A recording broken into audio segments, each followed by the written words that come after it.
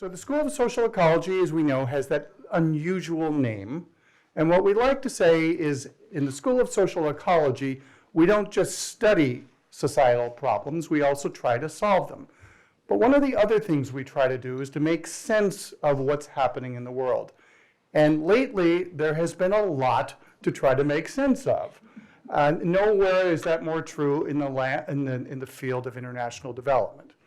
As we may have been following over the last month or so, there have been attempts to eliminate the United States Agency for International Development and lay off all of its staff. And yet, just yesterday, a federal judge in the District of Maryland enjoined all of that and ordered the Trump administration to bring everybody back. That will undoubtedly be appealed, and we will see where things land there, which then gives us a terrific and timely opportunity to host a wonderful speaker today. We are very lucky to have with us today Ambassador Isobel Coleman.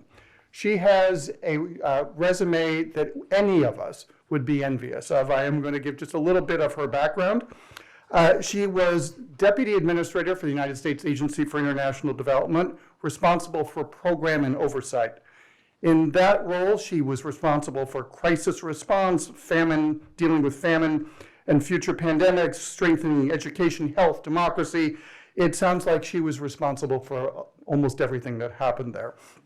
Previously, she was United States Ambassador to the United Nations for Management Reform and Special Political Affairs from 2014 to 2017.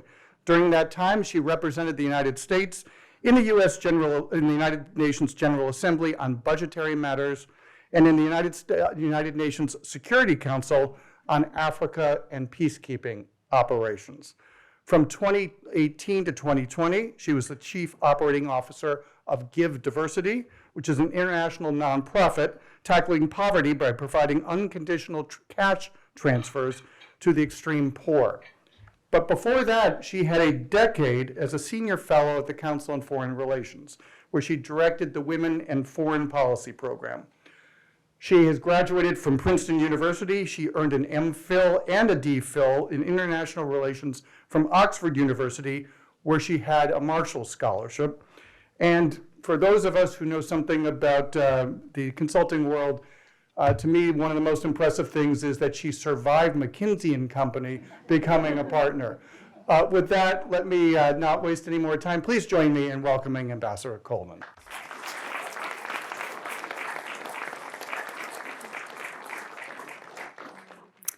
Thank you so much, John, for that kind introduction. I think you have established beyond a doubt that I am old. And thank you to Shannon, wherever she is, someplace in the room, out in the back, for all your help with the logistics for getting me here.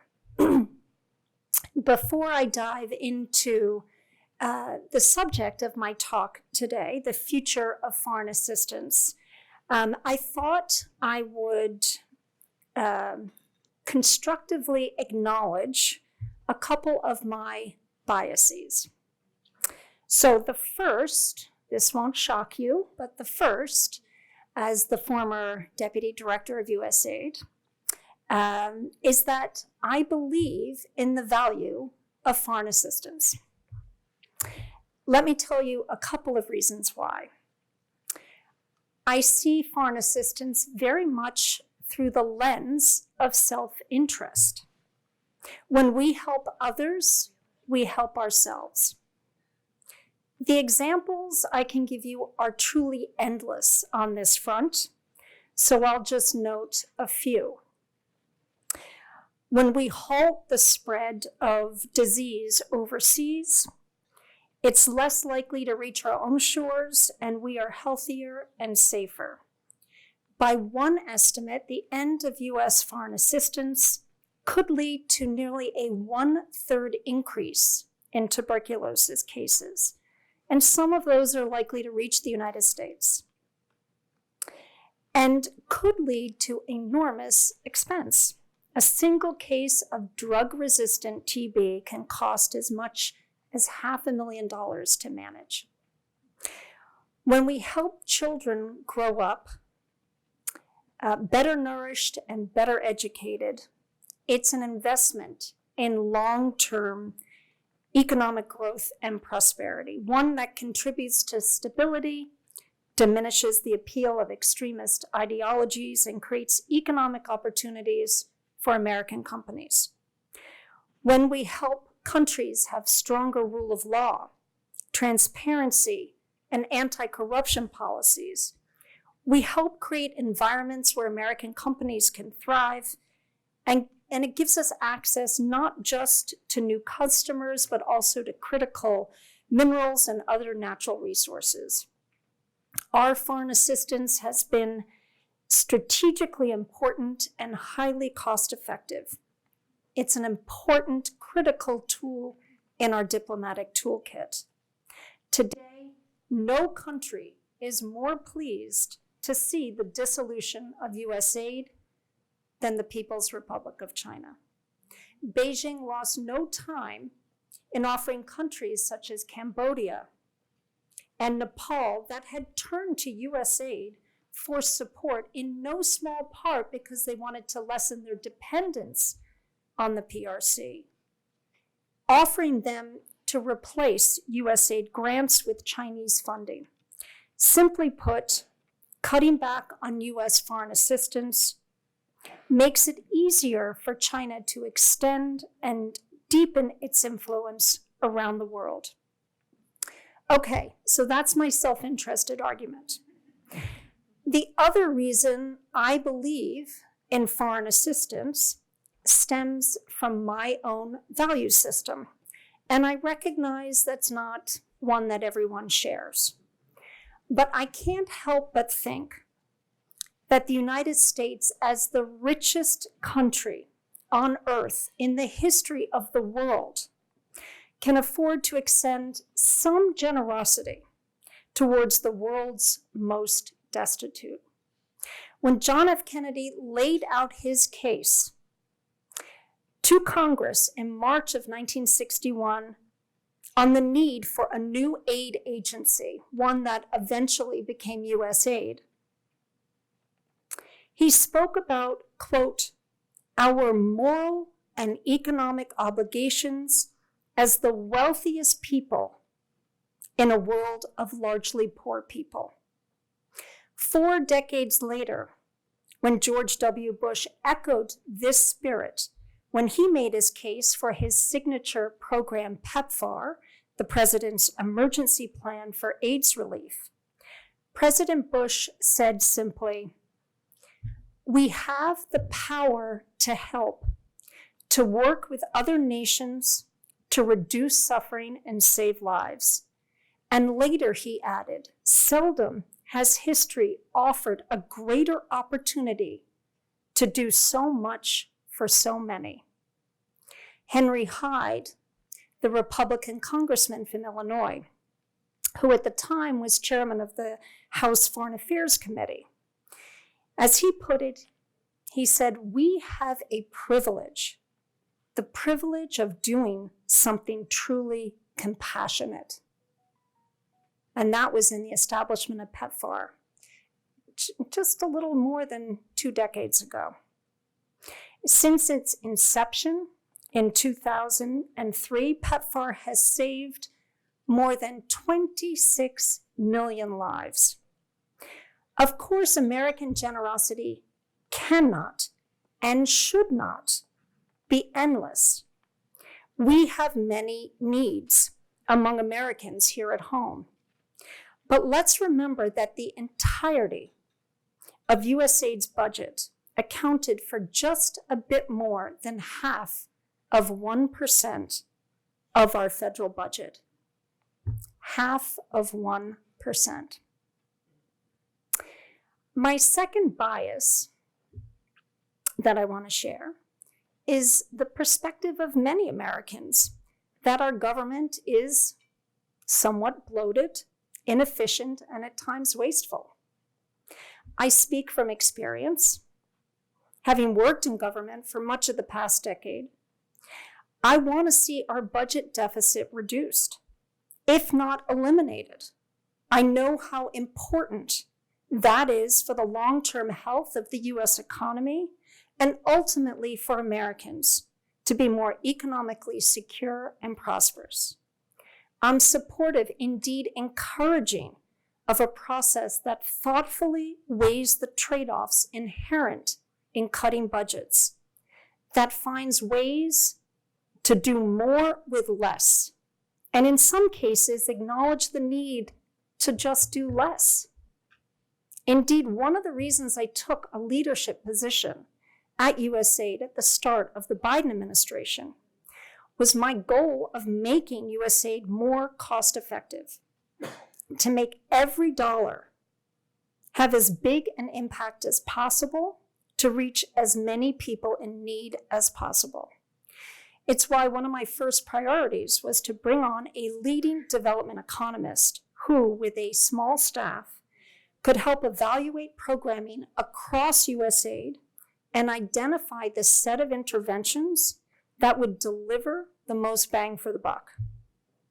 Even just 10 years ago, my predecessors at USAID couldn't have deployed such rigorous evidence broadly and deeply across the agency.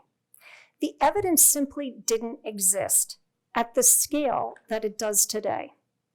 We were able to take advantage in recent years of a revolution in evidence generation that over the past decade has quadrupled the number of impact evaluations in low and middle income countries, showing not only what works, but what works most effectively.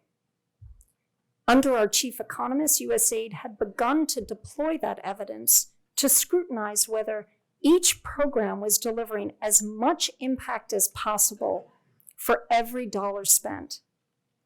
It wasn't good enough, for example, to demonstrate that more kids were attending school.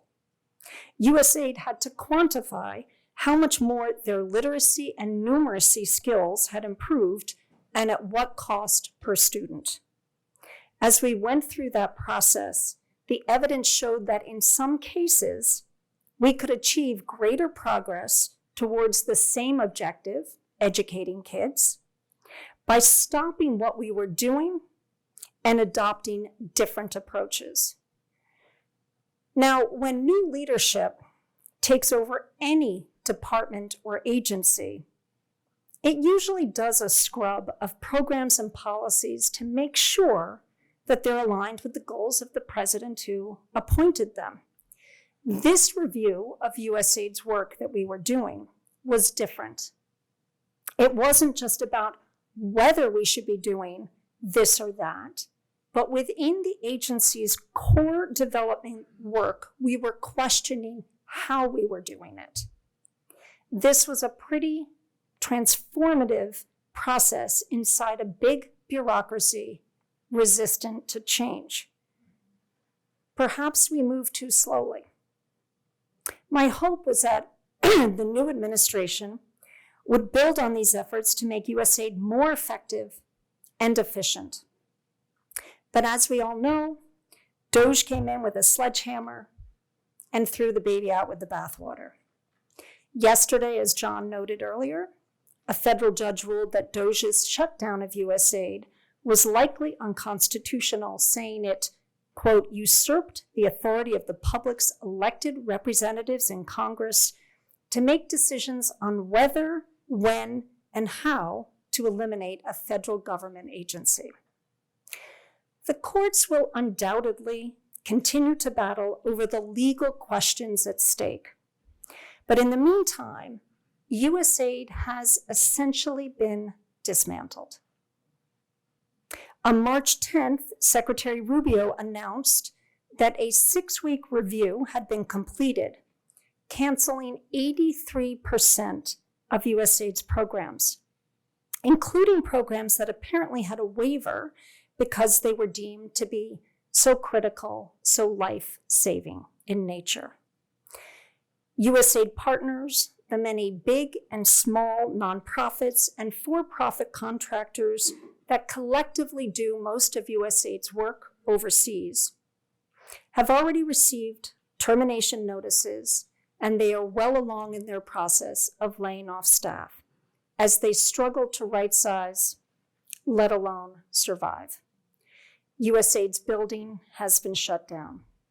The work in the field has mostly ground to a halt, and American soft power has taken a big hit.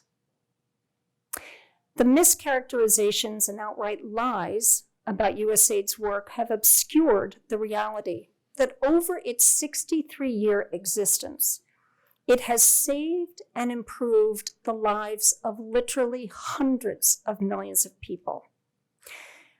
By taming disease, vaccinating children, providing access to clean drinking water, reducing malnutrition, improving agricultural productivity, increasing energy availability, the list goes on and on. While the human toll of USAID's closure is yet to come into focus, there are already reports of the most vulnerable, sick children, dying as they lose access to their medications. The pace of mortality is likely to rise in the coming months as storehouses are stripped bare with no resupply. By some estimates, admittedly not precise, but as best as some people with access to various bits of data can do, as many as 3 million or more people could die in the coming year due to the halt of US foreign assistance. So where do we go from here? I've been asked multiple times, can't other countries and big foundations step in to fill the gaps? I think, sadly, that's a pipe dream. Other countries, which are significant contributors to foreign assistance, are already providing funds at a higher rate per share of GDP than the United States. The US, which in 2023 spent just under 0.25% of our GDP on official development assistance.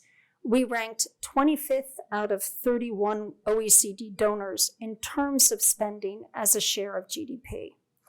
Norway, for your interest, tops the list at a little over 1% of GDP.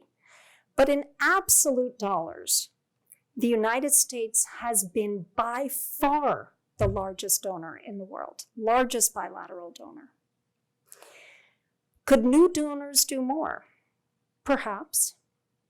We've seen newer donors, such as South Korea, which, by the way, was itself a recipient of US foreign assistance. It was a country in which USAID worked to help get Korea back on its feet.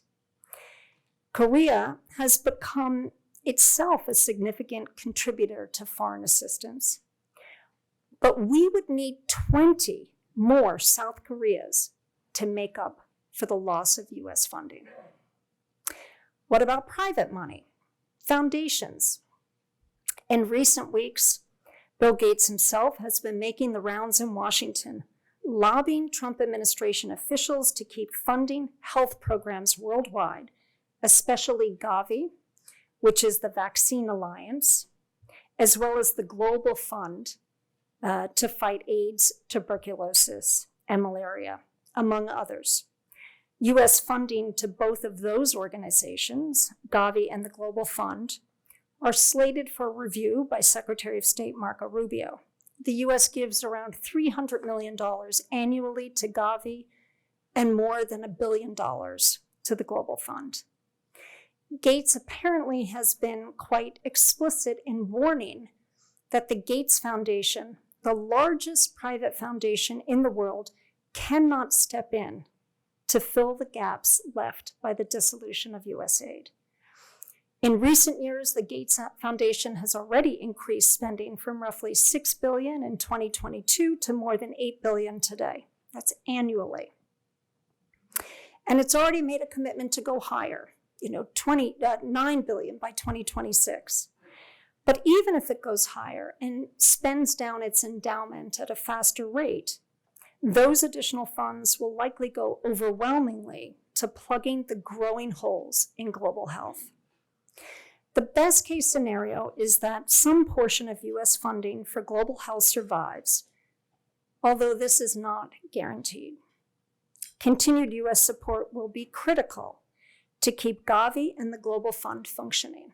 And for those of you not familiar with Gavi and the Global Fund, these are the international funds that many, many countries and different organizations contribute to. Gavi does vaccines, and the Global Fund provides really critical resources for HIV, tuberculosis, and malaria, 3 huge killers still around the world. And there have been some indications that the Trump administration will reauthorize some version of PEPFAR, President Bush's signature program, which provides critical HIV treatment still today to millions of people. I have to believe that the US will also continue to fund humanitarian relief, undoubtedly at a lower level than the previous high water mark of about $10 billion a year in recent years. Humanitarian funding ebbs and flows, as it should, in response to natural disasters and conflicts around the world. Recent years have seen large supplemental budgets passed by Congress in the wake of Russia's invasion of Ukraine, the resulting global food crisis, and simultaneous wars in Gaza and Sudan.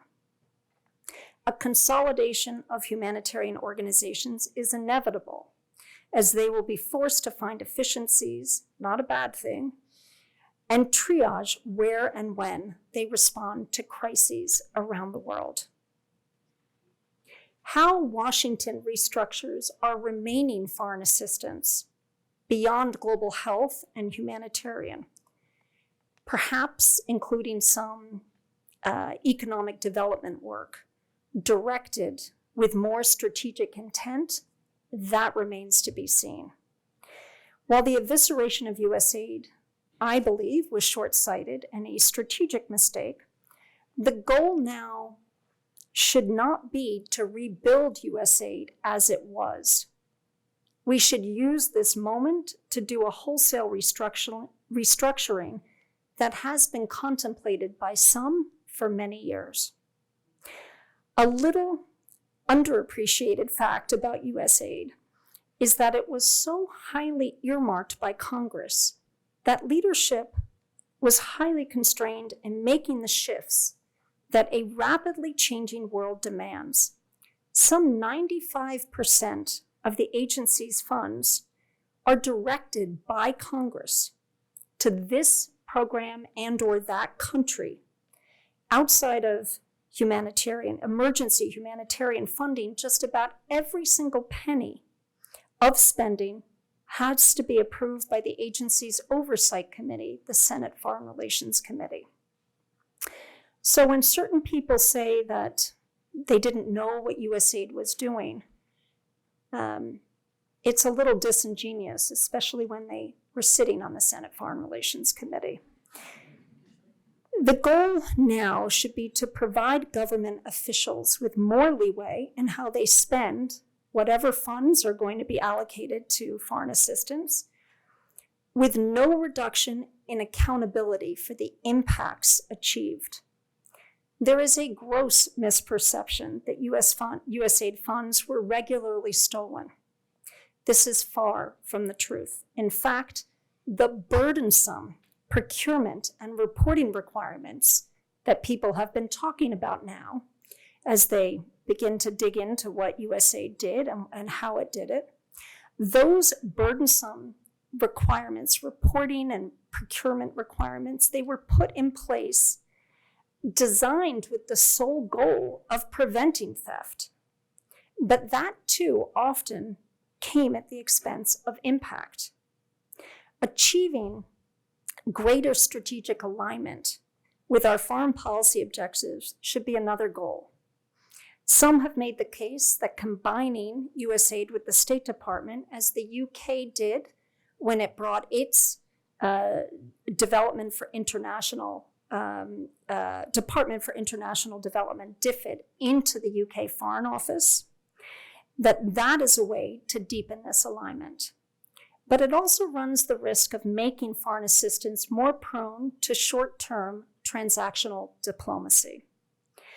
As has happened in the past, a foreign leader might demand that the U.S. build schools or hospitals in return for military access to a base or a port.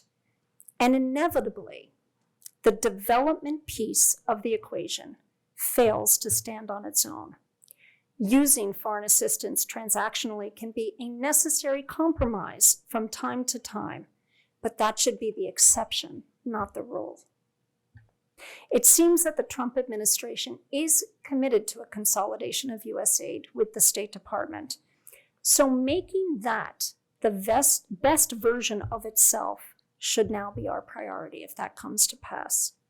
That means rethinking existing structures to incorporate foreign assistance into the regional bureaus of the State Department and figuring out how to bring some of the best development talent and procurement expertise that existed at USAID into the State Department, in recognition that so much of the work that USAID officers did for years on digital transformations, cybersecurity, food security, economic growth, energy resiliency, so many different topics. These are the issues that our partner governments, partner countries around the world, that they care most about. Foreign assistance is increasingly the ground game of diplomacy, of geopolitics, especially as the United States continues to compete with China on a growing number of fronts. So I'm going to wrap up there, and I look forward to taking your questions. And I'm going to leave you with a quote I just read recently by the great and wonderful Bono, who said, "U.S. development assistance has its flaws, but it was as close to poetry as policy gets." Thank you. So I think we're going to take questions. If you could come to the microphone, identify yourself, and ask a question.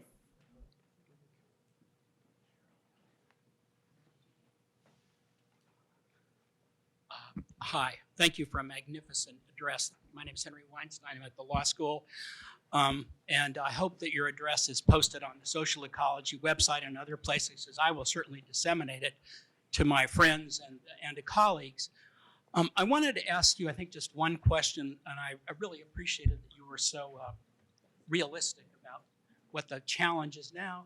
What do you see as the critical tension points to get these people to do anything to help the destitute in other countries? Because they're certainly not giving the money to the destitute in this country. I can't pretend to get inside the head of people making decisions right now. But, I have, over the last couple of months, heard from so many Americans who are somewhat dismayed by what's happening. Some of them have businesses that have depended on the markets that USAID is helping to develop. Some of them are producing goods that USAID has been buying. A lot of, I know I've been talking to some journalists who are doing a piece on farmers in Kansas who, it's American wheat coming from places like Kansas that's being shipped to Sudan. Now, is that, as a development professional, I don't like to ship wheat. It's incredibly expensive. That's not the best way to do things. But sometimes when there is no wheat to be had, when literally war has destroyed fields and disrupted planting seasons, there's no food. And possibly the largest famine in modern history is unfolding in Sudan right now. So enabling American wheat to feed people in Sudan is critically important. So I think the only way I can answer that is, hearing from more people. Do we just have to talk about the benefits that have come from all of this work that we have been doing for decades, and the reason behind the rationale for it and how it has benefited the United States. It's both the self-interest, but I think that the moral argument is equally important. And when you look at what is happening in places around the world, I think if more people are aware of the role that we did play and we no longer play, maybe that will help move the needle. But I'm very clear-eyed about that, unfortunately. I also would just say, I think people are under the impression they're going to get some massive rebate check, from the government for the shutdown of USAID and the dividend check. I'm going to make this easy by taking the mic to you. All right, who would like to ask a question?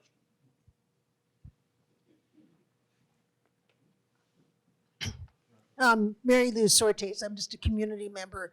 Do you have any sense that Marco Rubio might be willing to take some of this on, or do you have any feeling that the public should pressure him?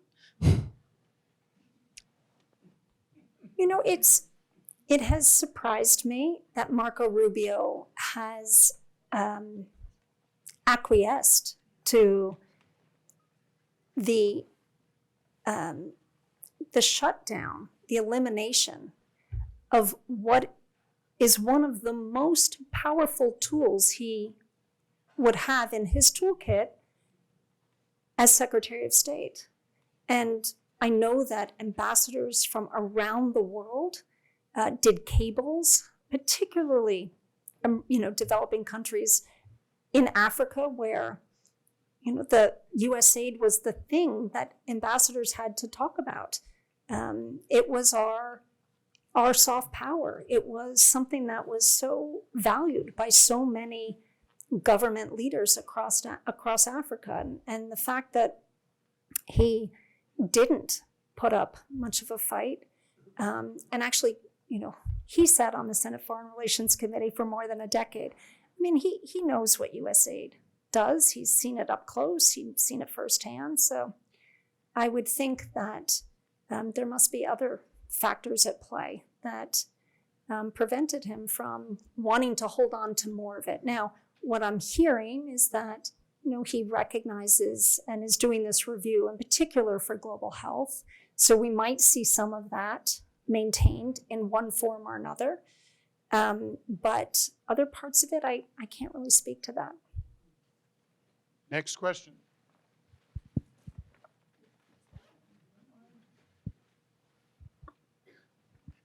Thank you for your talk and for your public service as well.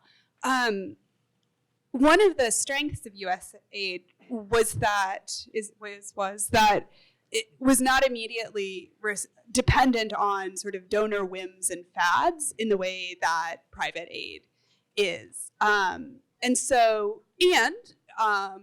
The U.S.'s sense of public priorities, as translated through Congress in the executive branch, are probably and were different than might be the priorities of China's aid priorities. So I was wondering if you could tell us a bit more about what a world of foreign aid priorities globally will look like and how it will be transformed with the absence of U.S. foreign aid.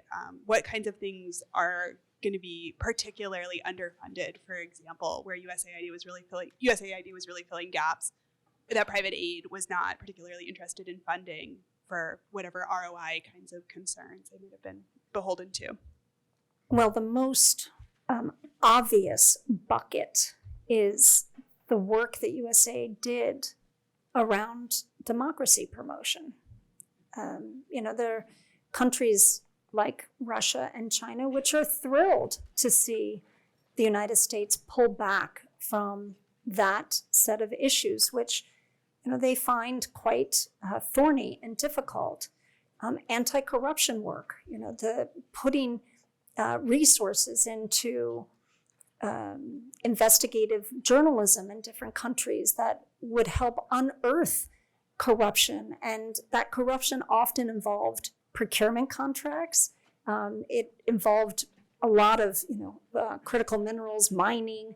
I'm sure some of you have read about the devastating acid leak in Zambia that has come to light in recent days. It's flowed all the way downstream of one tributary into the Zambezi River, the fourth largest river in Africa, and it has killed everything in its wake. It comes from a Chinese copper mine. And, a lot of the reason I can tell you that having spent a lot of time in Africa in places like Zambia, meeting with the leadership of these countries, they desperately want the United States there. They desperately want this work that has been done around increased transparency, accountability, election integrity,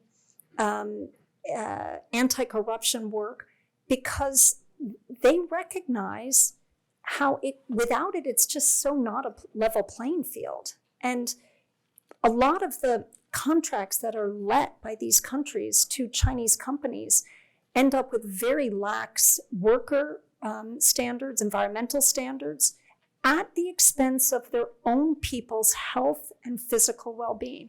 And they see that. And so whether it's the DRC or Malawi or Zambia or Angola, they want Western companies to be able to invest in their key strategic sectors, whether it's agriculture or mining, critical minerals, because they recognize that it will help develop their countries in a way that benefits their people more. I had a leader of an African country tell me last year, said, look, we know who has been responsible for providing the engine of whatever economic growth we've had in our countries. It's the United States and Europe. It is not those guys, but we don't have a choice but to take their loans and to take their investment because there's no alternative. So without US foreign assistance, there really is no alternative. I mean, we're just, as I said in my remarks, making it easier for the Chinese to expand and deepen their influence around the world. And a lot of these countries, they recognize it, they don't like it, but they feel like they simply don't have a choice.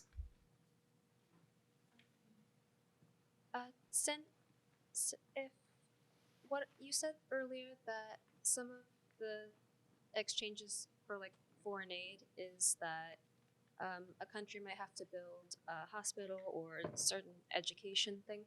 What are some of the things that China might ask for in return for foreign aid stuff? To be clear, that there are examples where where we have asked countries to do things on our behalf, and in return, they have asked for foreign assistance. So that was the example I was giving. What China asks for in return is often, first of all, the primary vector for China is through lending, not through grants, which is a huge difference. And a lot of countries, it's not very concessional lending either, and a lot of countries have ended up with high levels of indebtedness because they have taken on loans to build infrastructure, to build railways or highways or ports or whatever, based on faulty economic assumptions that these investments would produce more economic revenue and growth for the countries through which they could service these loans. And in fact, a lot of them have gone bust. And it's interesting, just thinking about the way that USAID and the US government has operated in the world of foreign assistance versus the Chinese. The Chinese have done their Belt and Road Initiative, which has been really around making investments in infrastructure. And so many of those have not panned out. They have been in many respects, a colossal white elephant for the Chinese, where they have these infrastructure projects that they've paid billions for, and countries cannot service the debt. And you've seen bankruptcies. Zambia is a country that we were talking about earlier, but there are several countries around the world. Sri Lanka, I mean, the list is quite, is not short.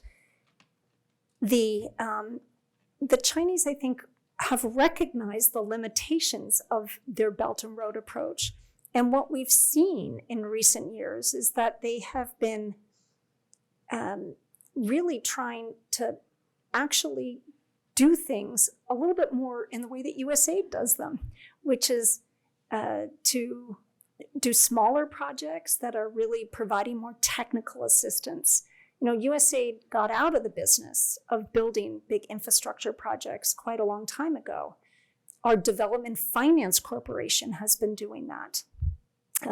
Formerly OPIC, in recent years now, transformed into the Development Finance Corporation. And they would be making loans at concessional rates for infrastructure projects around the world with a development objective.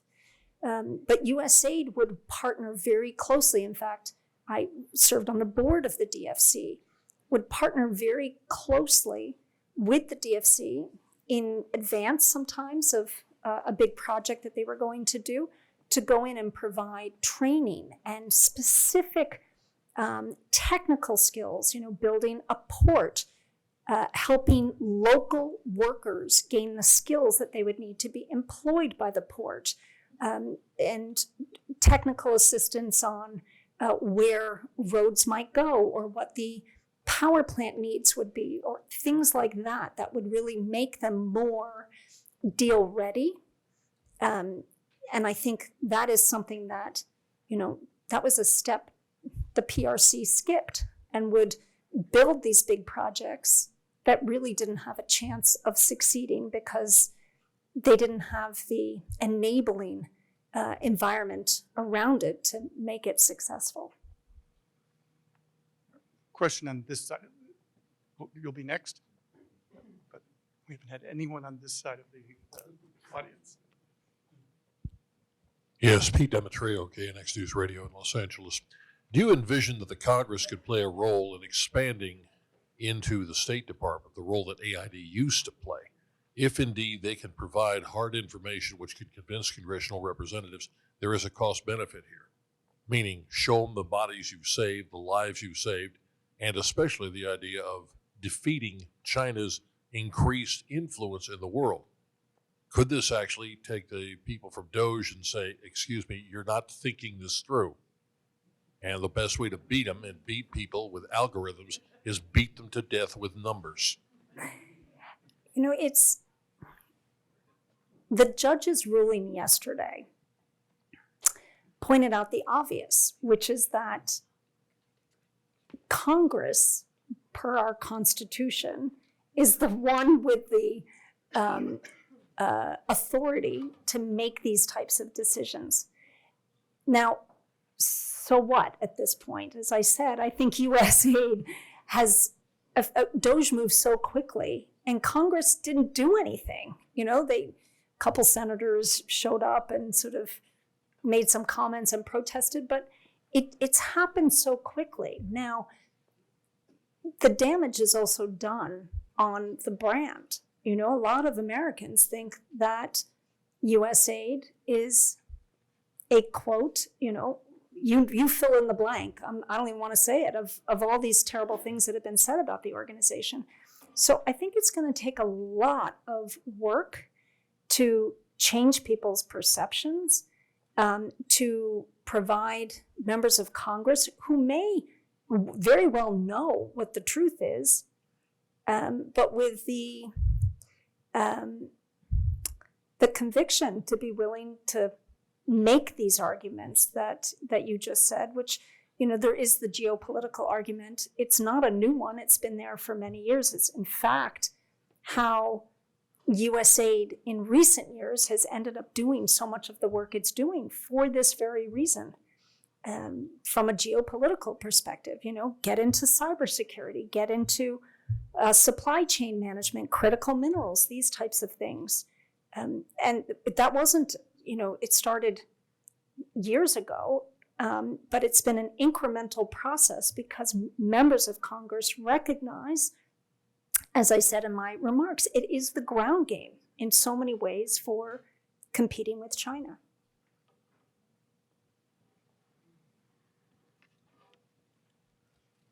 Thank you, Ambassador Coleman, for being here. I am a first-year Masters of Public Policy student here at UCI, Luke. So my question is a little forward-thinking, so I understand if we don't have a full answer. But what approach do you see is most adequate for helping USAID get to an efficient standpoint in this new system within the State Department, given that other countries and us might have the temptation to have that transactional foreign investment aspect you were talking about? Well, I think you would have to be very intentional about the way that you bring the foreign assistance mandate into the State Department. And the State Department has a structure, and you'd have to change the structure. You would have to create a new leadership role at the State Department that has credibility and heft to be able to hold its own at the decision table.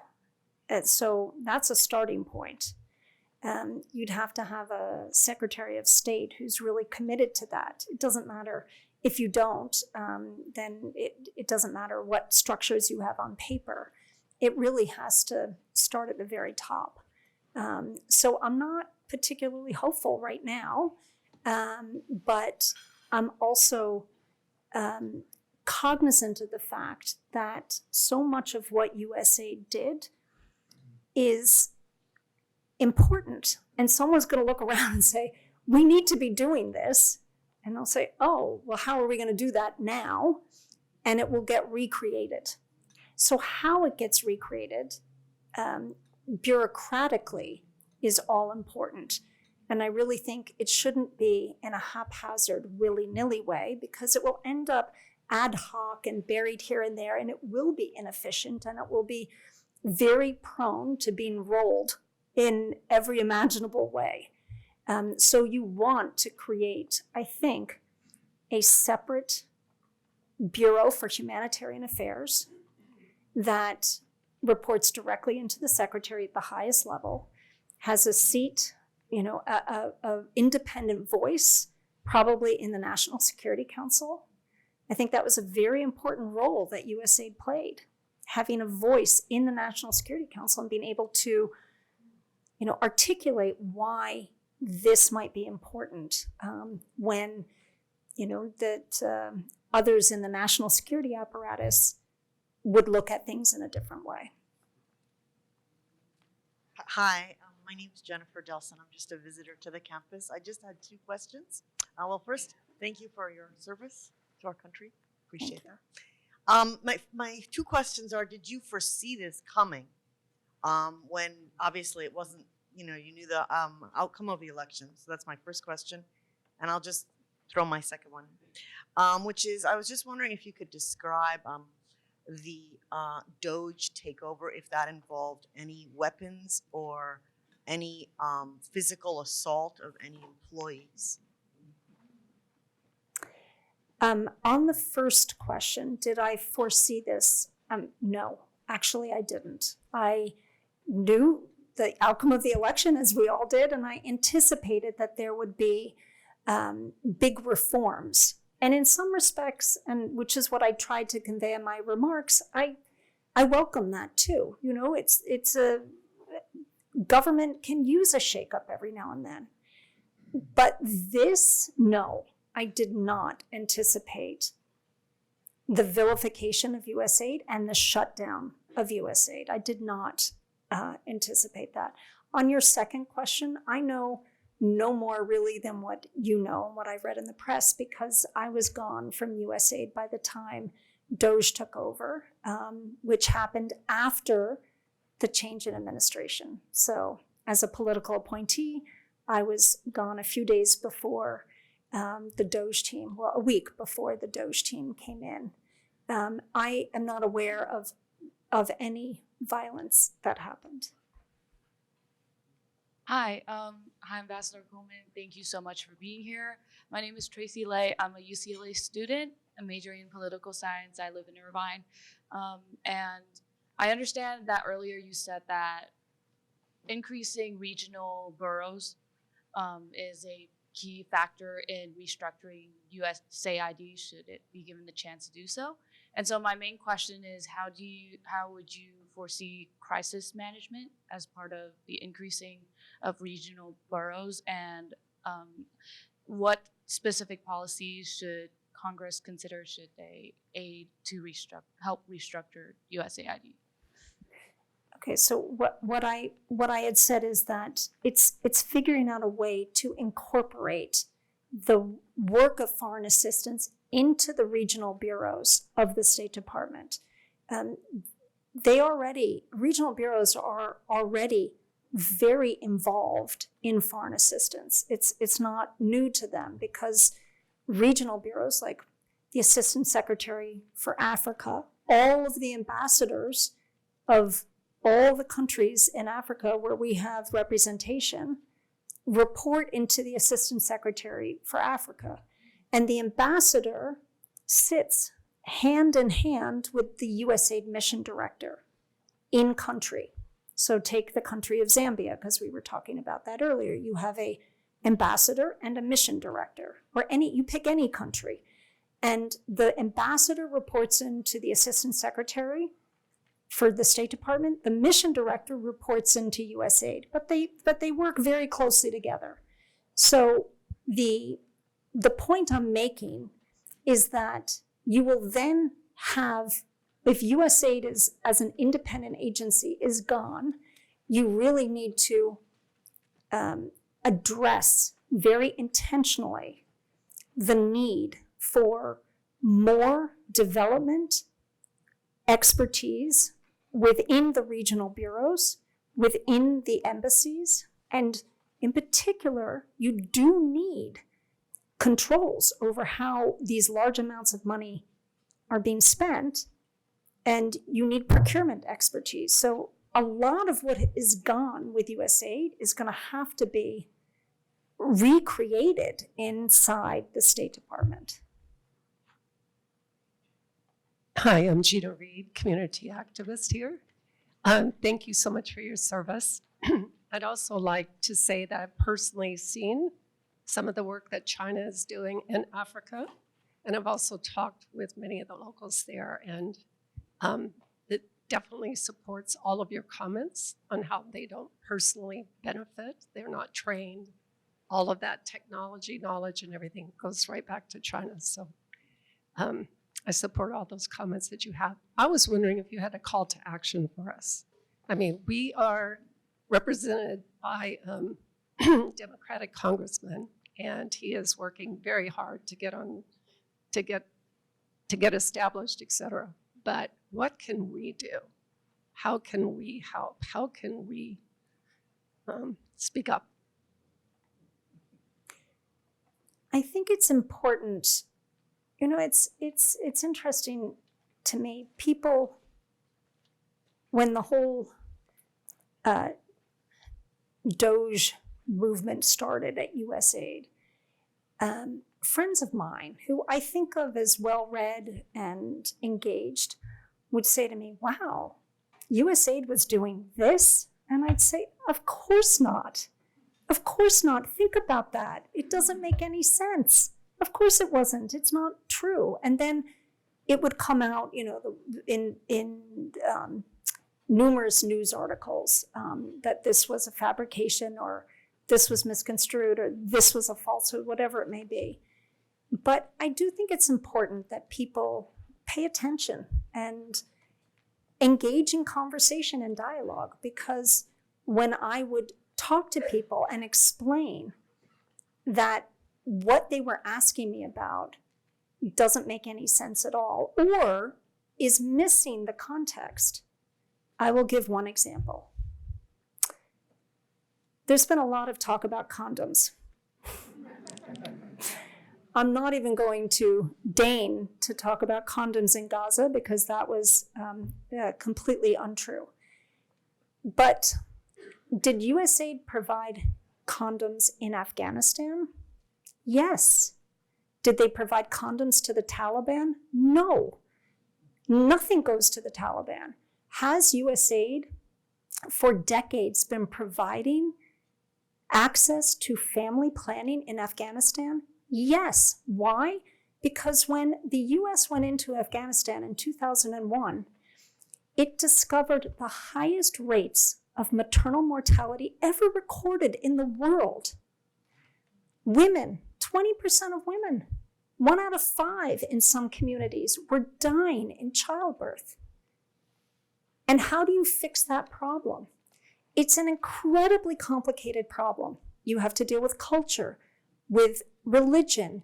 You have to deal with lack of education, lack of roads, lack of emergency care. You have to deal with all of this. And it's a generational change and investment. But one of the cheapest, most cost-effective ways to reduce maternal mortality is to provide access to condoms. They cost a penny a piece, and couples use them because they're able to plan and space their pregnancies. And it has proven reductions in maternal mortality. So yes, I stand by that.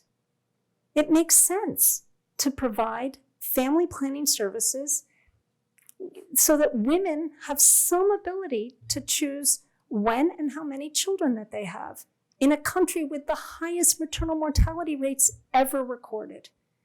So it's educating ourselves about why certain things are happening and being able to offer a counterpoint. We have time for 2 more questions. One will be up front. Hello, my name is Heidi Peñalosa. I am currently a first-year undergraduate international studies major, and I wanted to ask you what advice you would have for those that are still in school. I know me personally, I'm a little unsure of what the political and international world will look like by the time I graduate. So I was wondering what advice you had for us, and also like how can we help? You mentioned earlier that we could take this opportunity to make USAID better than it was before. So how would you suggest that we improve things from how they used to be? Well, I know we have limited time left, and I could talk on and on about how to improve things from the way they used to be, but there isn't, we have to get to a shared starting point and a shared understanding of whether or not foreign assistance is something that we as a country should be doing. And not everybody agrees with that. I think that, again, people think that we have spent, way too much on foreign assistance. And when I point out that it's less than 1%, a little over 0.5% of our federal spending, people are like, no, that can't be right. Well, it's true. We have they're big numbers, but we have a really big economy. And so, when you look at the amount of money we were spending on a percentage basis, as I was saying, it's a lot less than many other countries have been spending. So, there's a lack of, there's a lot of divisiveness in this country right now. And finding some shared common starting point, I think, is essential. And in terms of how to think about the world going forward, I don't have a crystal ball. I wish I did. But don't give up all sense of hope and idealism, because I think that the United States plays an essential role in the world.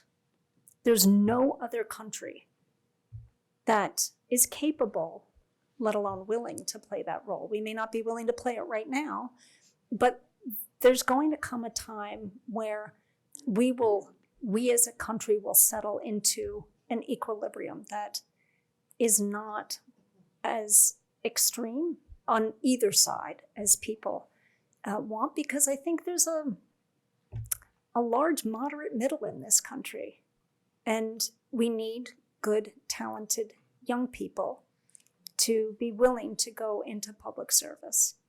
And seeing how really amazing colleagues that I worked with at USAID who devoted their life to public service for their entire career have been vilified is not a great advertisement for a young person to go into public service.